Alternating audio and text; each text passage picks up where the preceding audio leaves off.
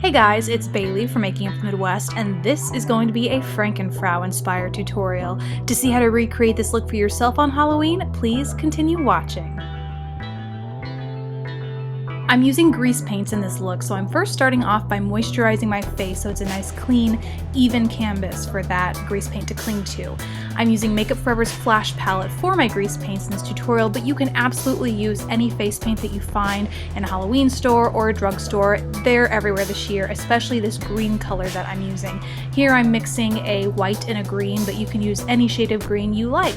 Then going in with a foundation brush, although I don't recommend you using any nice brushes you have, I am applying that all over my face.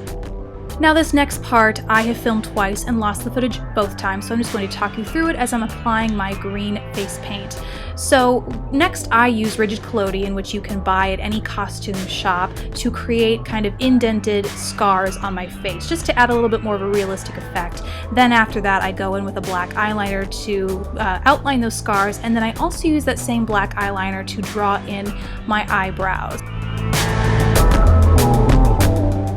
Now for the shadows in this look, I'm using the BH Cosmetics Hollywood palette, using the matte purple, blue, and greens you see here. Starting off by priming my eyes with the NYX white eye primer, I'm going in with the matte lime green in that palette and placing that on the inner corner, both above and below the inner third of my eye. The key with all of the shadows that I use in this look is that they need to be nice and bold and opaque to stand out against the green base that I have all over my face.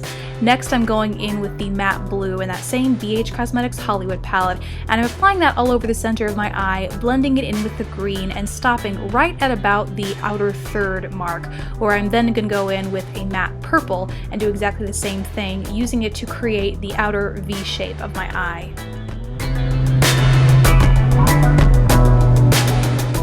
I'm then also going to use that same brush to mimic that same color pattern on my lower lash line. Purple on the outer bit, blue in the center, and green on the inner portion.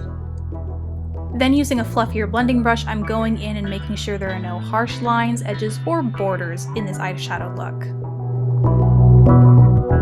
Using the same black cream eyeliner I used to create the rest of the features on my face, I'm using that to create a slight wing and add some definition to my upper lash line, and I'm also bringing that into my inner corner and creating a slight point there as well. Last for the eyes is mascara, and I'm just applying a little bit because after this I'm going to go in and apply false lashes for some extra drama.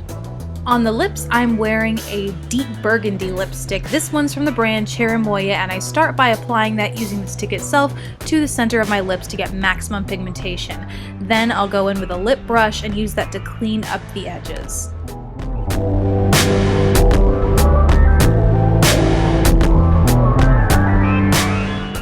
Next is the most time-consuming part of this tutorial, but it's not expensive. It's the stitches. To do those, I am using eyelash glue and red cinnamon floss, just cutting those into tiny little slivers and applying them sort of randomly all over the black scars that are on my face. Onto the hair, you could absolutely do a more voluminous, glamorous look with this makeup, but I wanted to go more authentic Bride of Frankenstein, so I'm using this Conair Infinity Pro Steam Waver to create tiny, kinky, kinks or waves in my hair so that it gets really big and voluminous and messy. To add some more volume, I'm going in at the root and teasing and adding a little bit of hairspray as well. Then, in a very unorganized fashion, I just bunch that hair up on the back of my head and start bobby pinning. Really, you want that tall, like Texas high hair in the back. And that boost at the roots, along with the texture you add with the iron, is going to help you get there.